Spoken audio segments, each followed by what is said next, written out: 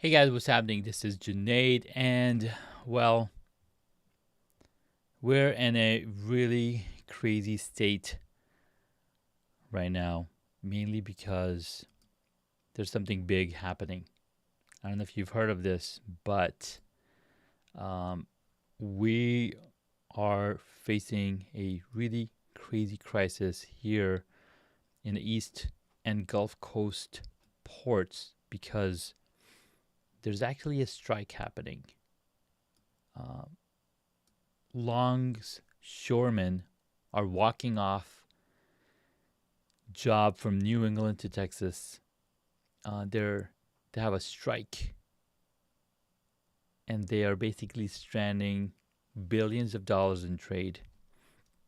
It's so bad that when I told my wife about it, she's like, that's really interesting. And when I went to Costco the other day, I wanted to buy some paper towel, right? I'm like, who doesn't want paper towel? And she's like, yeah, it was sold out. I'm like, why is it sold out? And turns out that people are hoarding inventory just like during the pandemic. We can find toilet paper, we can find paper towel, we can find any of those things. And she shared a photo with me uh, just a minute ago. I'm trying to see how to show it to you, but let me pull it up.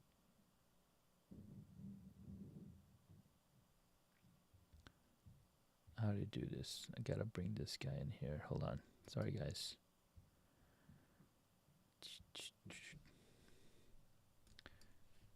Nope, that's not how it work. Just I'm gonna be doing this on the go. Uh, you still see me live. All right, cool. So I'm just checking how everything would look. So here's my video, and then here's a screen share. I should probably just do it live, right? Yeah, Finder.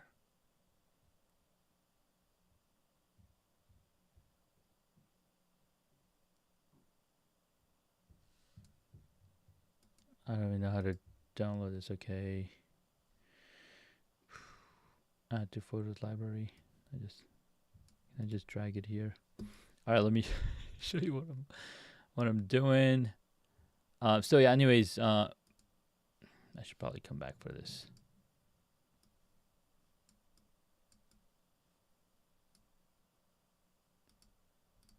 All right, so here you'll see it.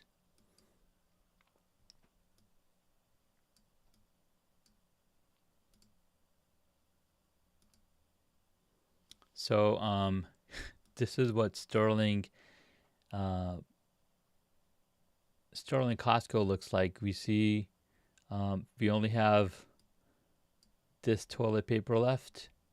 Some more toilet paper here, but all of the paper towel are gone. And of course, that's because people again are hoarding all of the stuff. So yeah, it's kind of crazy that this is happening. So let me go back to the story.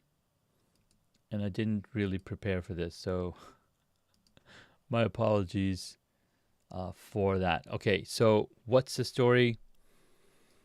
The problem is that approximately 50,000 ILA union longshoremen were walking off the job at East Coast and Gulf Coast Post from New England to Texas starting at midnight on Tuesday after failing to reach an agreement with port's ownership on a new contract, that union's first strike. The last strike that they had was 1977. That's 47 years ago. And it's a strike again. So between 43% to 49% of all U.S. imports and billions of dollars in trade monthly move through the U.S. East Coast and Gulf ports. And the International Longshoremen's Association, which is ILA, is the largest maritime union in North America, said in a Tuesday statement from ILA President Harold Daggett that it wants a $5 an hour per year increase over 6 years, and all royalties for containers handled and strict language against automation. Wow, they want to keep automation out of it because it's again, it's going to be, it's taking away the jobs. It's taking away the jobs. What's it going to do? Let's duplicate this. Yeah, so it's crazy times, and I really hope that they come to a agreement, because all the stuff that we need is literally sitting on that boat, right? Sitting on those boats that are in that place. So let me share the Safari window and change this to wide aspect ratio. We're just going to focus on border color. None. We don't need a border.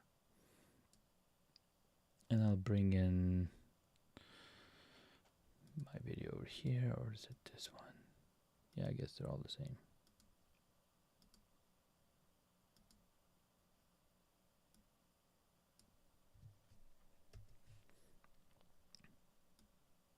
So here's the article that I was talking about, and apparently I have multiple windows open.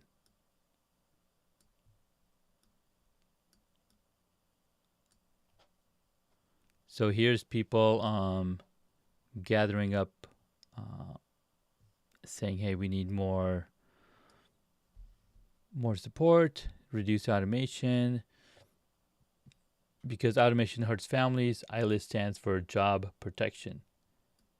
But the fact of the matter is, automation is going to come one way or another, right? And the question is, how can we make sure that those jobs are supported and those jobs are going to stay? So if there was a conclusion, like a combined effort, right, to say, hey, here's what the jobs are going to do, you'll still be able to, get paid for all of that, and continue to support. I don't know how it's going to come out, but again, this is one of the reasons why it's important to have good policies in place. I have no clue. This is kind of crazy stuff happening. So anyways, that was the top news story that I heard earlier today. But what I wanted to come on and share about was, number one, happy International Podcast Day, which was yesterday, and I wanted to do a live stream, but we were doing podcast recording, then I was just spending time with the fam. But after interviewing over 500 guests on the family, after interviewing over 500 guests on the podcast, I figured out a way how to tell stories. And it comes from that repetition. Now, a lot of people that I know, they've been asking me to come be a guest on their podcast. And one of the requirements that I've been asking them, like, hey, how many episodes have you done on your own podcast? And how many of these podcast episodes were solo episodes? And the reason I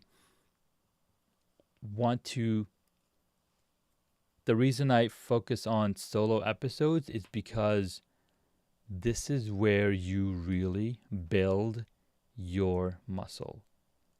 The muscle to speak, the muscle to really create real value. And if you're able to do that, if you're able to create solo episodes and share what you've learned, all of that information can then be put in the book. Like, for example, my good friend Kimberly Spencer just released this book, Make Every Podcast Want You, right? So all those podcasts want me, but I got to know, hey, what does your podcast reach look like? Who's your audience? How closely are you going to be promoting your episodes? Are you just depending on my authority and my everything to give support to your podcast, I'm happy to support your podcast. I'm happy to support that, and bring that out. But again, how much work are you putting in? Are you findable? Are you reachable? Like, can people, if people put your name in the Google search bar, will they find you, or will they find somebody else? And I was actually doing something very similar for myself, because how many times, or what's the last time that you've actually Googled yourself? So now, mind you, there's a lot of other Junaids out there. There's a ton of Junaids out there. And so if I were to go in here and say Junaid Ahmed, well, Mr. Pollock here is a founder, member of Jatiya Sangsad. I'm not sure who that is. There's a Junaid Ahmed, the film producer. There's an MD, LinkedIn cardiologist.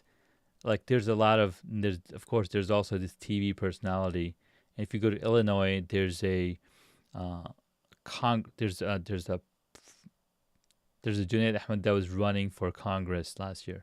But if I just type this in and hit Google search, you'll see a lot of different people. And I was like, okay, let's go over to images. There's a lot of different people here. And after I scrolled a little further down, I found myself here. I'm like, okay, here I am. And then here I am again. Right, so here I am again. So again, not as many as I want it to be. This is the movie star that I was talking about. So again, all the people here are named the same. Here's the Junaid Ahmed that I was talking about. He's running for podcast, running for Congress. But if I put in podcast in front of my name, boom, I'm the only Junaid Ahmed podcaster that's out there. So that was a clear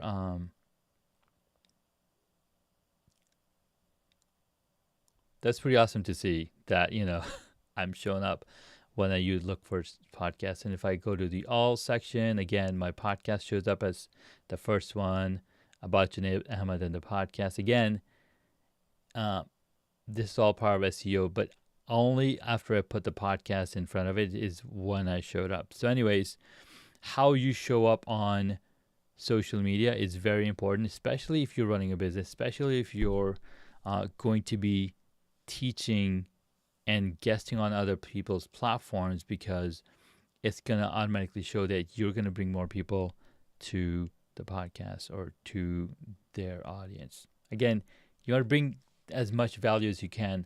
So as I'm talking to one of my potential guests on a discovery call, he's talking to me about what are people looking for, or what are you already teaching? Maybe there needs to be a course. Now, if you've already known, I've published this book, The 7 Stages of Home Studio Evolution. Awesome book if you're looking to set up your home studio and figure out what gear you want. I did another book on mastering iPhone video production, all again focusing on creating the content that you can right now with the gear that you have. And then I extend on that in this book. And then I had a passion project that came up because I wanted to share this experience with my son, my 2-year-old. And I did the book, A to Zoo Animal Alphabet Symphony. Of course, this cover could be a little better, so it's more readable. But again, it has really pretty footage and whatnot. So, you can experience this book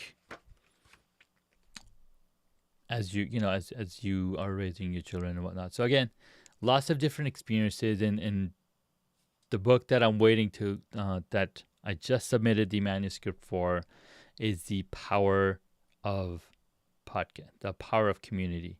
Because without community, I would not be here where I am today. It was all thanks to community. And the first community that made me realize all of this was the Unconventional Leaders community, ran by my really good friend Heather Parody. And shout out to Heather Parody. She's been absolutely amazing in supporting and in bringing all the people together during the pandemic, and that really helped me grow. And through that, as I saw what the community was doing for me, I started seeing the communities that I had been part of for the past many, many years. Community of computer tech nerds to cyclists and beekeeping and computer assembly and Mac rumors, or sorry, Insanely Mac, which was a community of hackers that were putting together computers running different operating systems. So again, it was all thanks to community. It's all thanks to the people that are around us that help us grow. So that's where I'm at, and that's where I'm going, and that's what I'm teaching. So if you're looking to convert your home office into a home studio, I'm here to help.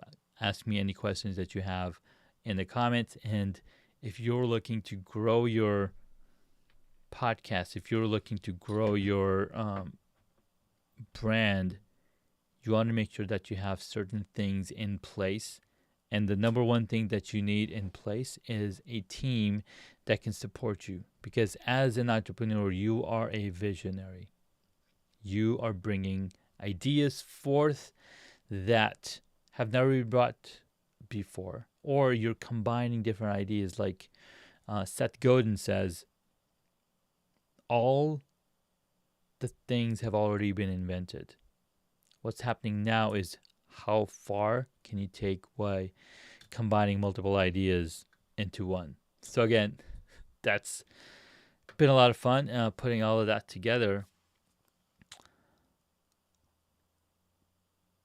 I'm continually learning things, and if you need a help, if you need somebody to encourage you, if you need somebody to push you, because we don't tend, it's really hard for us to push ourselves, but outside force we're always compliant to, and we'll always go forth and move forward. So if there's any way that I can help, please reach out. I'll be here to support you. All right. Thanks so much again for watching. And if you have any questions, again, reach out. Be sure to check out the podcast Hacks and Hobbies. We just released episode 653, is it? See, there's so many episodes going on. I'm not even keeping track of it. This is so bad of me. But scratch that. Episode number 644 is out, and really amazing conversations. Okay. I think I'm going to wrap up over here.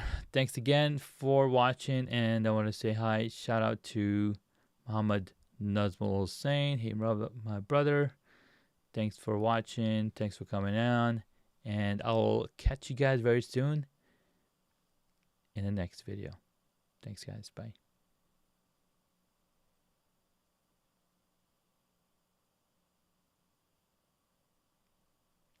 Is it off? Is this thing done? I think we're done. All right. A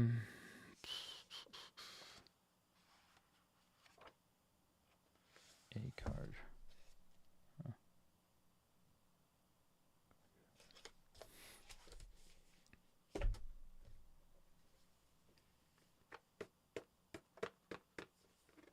So I need to edit some videos and edit some photos.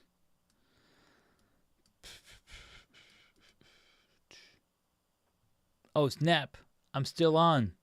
Jer Sparrow is watching me.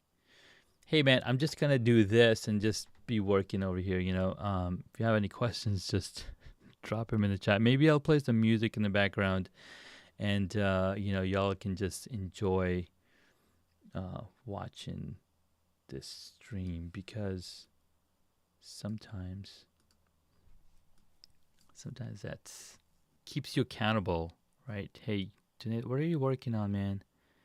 It's still going on.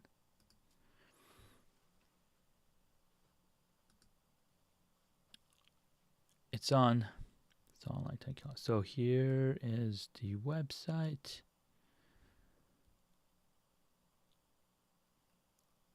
I want to teach something. What should I teach?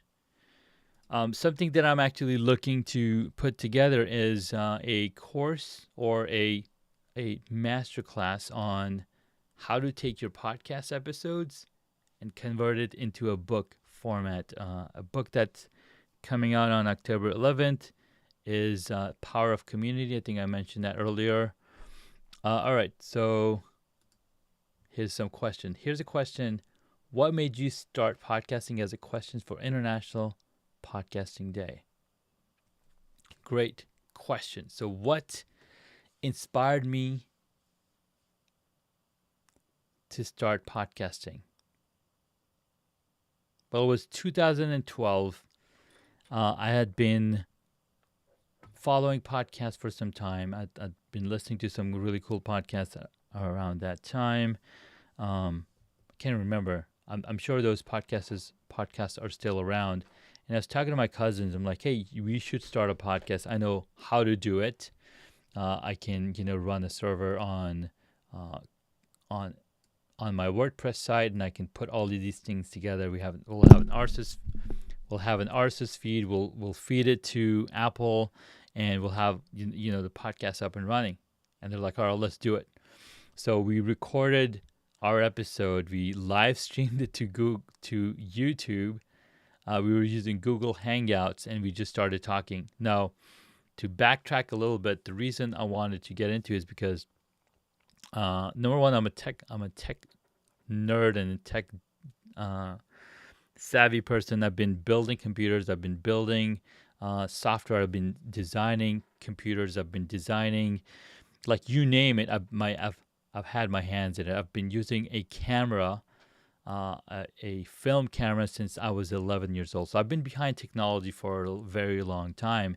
And in 2004 is when I started blogging. So I was already blogging, had a website on my supergenet.com, and I was blogging. And as I'm finding and I'm looking at other people create blog posts and whatnot, I discovered podcasting. And as I launched my own podcast, it was a lot of work. Oh my God, it was a lot of work.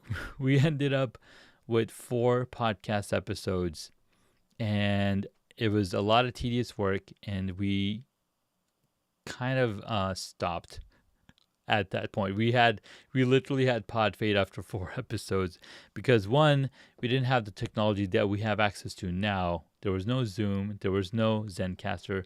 There's like none of these technologies that would enable you to record a podcast remotely.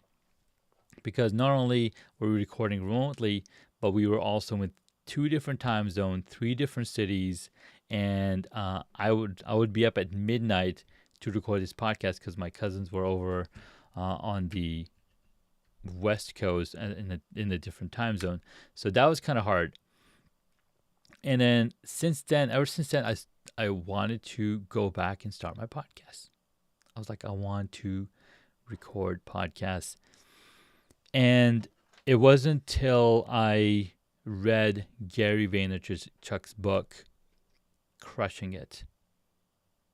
And at the end of the book, he said, dude, just document your journey. So Gary Vee told me, document your journey. And I was like, what better way to document journey than to podcast? And it just so happened that an app that I discovered on Anchor was on my phone. I'm like, oh my God, I can record audio on here? Of course I can record audio. If I can record video on my smartphone, as I talk about in my book, Mastering iPhone Video Production, why not audio? It's so much simpler. It uses half or 1/3 of the storage that you need. So I started podcasting on my phone, in my car. You can go listen to that first episode just to document my journey, just to get the experience of what it's like to have and own a podcast. Some other things that I also discovered is when you have a podcast, you have a public voice. Your content is listenable to all over the world. When I look at this podcast stats on my podcast, I see that there's people coming from Qatar, from Middle East, from Asia, like from Russia, from Australia, like people all over the world are listening to the podcast. And I was like, wow, this is really, really powerful.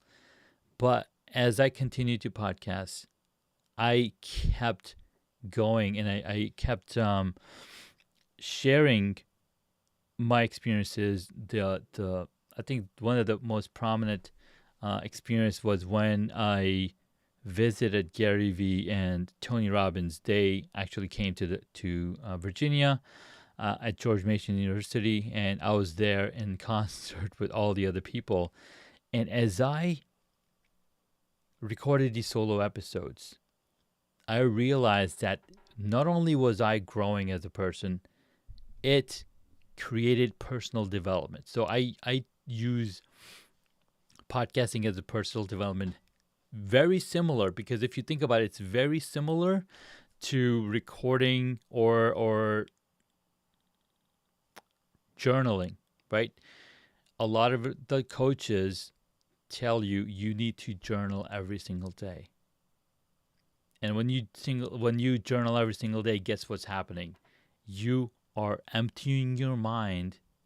You're creating space in your mind to do the hard things, to do the creative things. And that's what it enabled me to do. Now, JR's asking, how has podcasting evolved you as a person? Yes, it has. Because not only did I realize my shortcomings of, yes, I can do all the things. I can edit all my podcasts. I can edit all of this stuff. But do I want to? Do I have the time? At the time when I started my podcast, we had 2 kids. And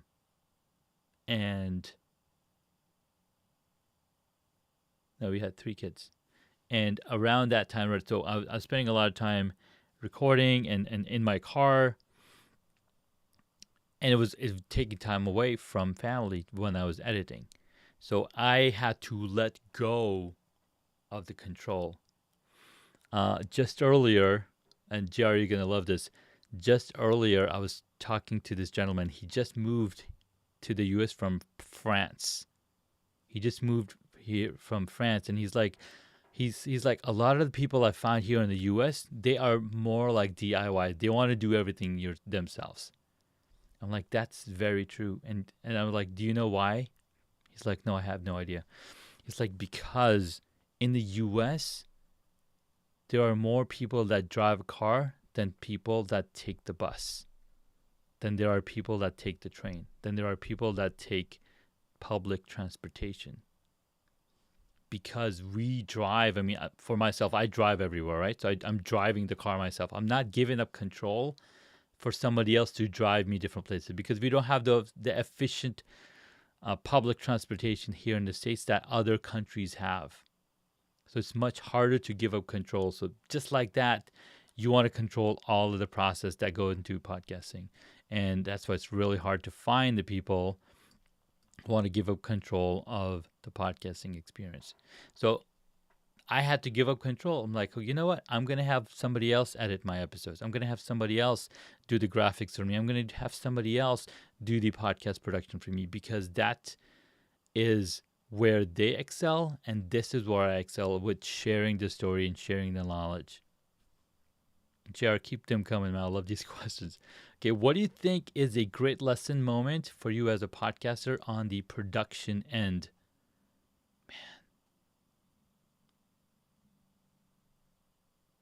The greatest moment for me on the production end was, it's a very vulnerable one, right? I've talked about it on other people's podcasts and maybe even my own podcast, but this is like live stream. Like, okay, do I say this? I was spending so much time spending on post production on my podcast, that I found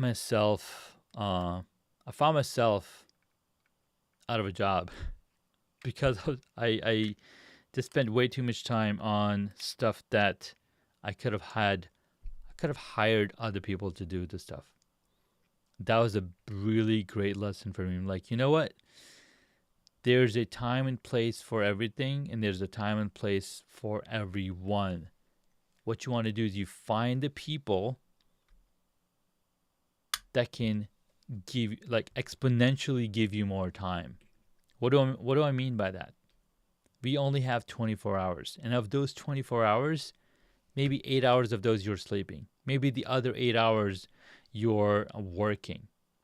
The rest of the 8 hours could be broken up into eating, spending time with the family. Like there's very limited time in the day, unless this is your full-time job and you're making money off of video production and whatnot. There's very little time to do the creativity and do the work, right? So in the beginning, you might be spending a lot of time in creating the stuff that you want to create, but over time, you'll realize that your expertise lies somewhere else. Now, a book that helped me realize that was a book by Gay Hendricks. It's called The Big Leap. It taught me that there are 4 specific zones that enable you to not only excel, but also that's where you are, right? So there's a zone of genius, there's a zone of competence, there's a zone of incompetence, and there's a zone of just okay kind of thing. So again, you want to be in the zone of genius, and when you're spending time in the zone of genius, you are absolutely crushing it.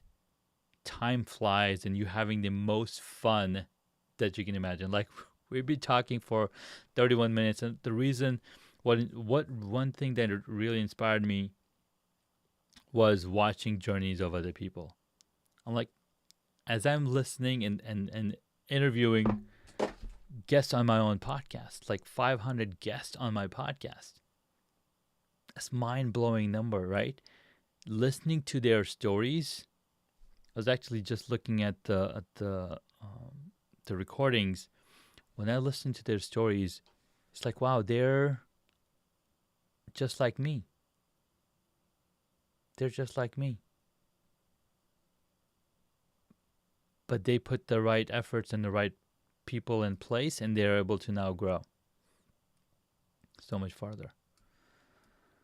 As an author, a podcaster, and a father, how do you maintain Junaid the Man, and how do you bring Junaid the man back to reality? Oh man, I love that. So, JR, I'm going to ask you this, right? So when we have our young children, when they start to learn how to walk, they're barely struggling to hang on and stand up. And after a few months, they can stand on their own, start walking. A few months later, they're now running. A few months later, they're doing all sorts of things, right? So we stack these experiences on top of each other. So being a father, being a father for 14 plus years, I've been able to stack those experiences on top of each other. Right? So as you bring all of these different stages of experiences together, you can now be much more farther along the way than somebody who's just starting out. Like somebody who's learning how to drive a car, it's going to have a lot of work cut off for them, especially if they're starting to drive for the first time versus driving for many, many years. So again, that's how I bring it. That's how I maintain the Junaid the Man, and how I bring that man back to reality is to say, hey, we all have certain time in this world. How can we maximize it? How can we educate the people around us? And how can we continue to deliver value and help others along the way? And as I do all of this, I'm showing by example to my kids what's possible. I was just watching a video earlier today, and I showed it to my son. This lady, she's 45 years old. She launched her channel again in May.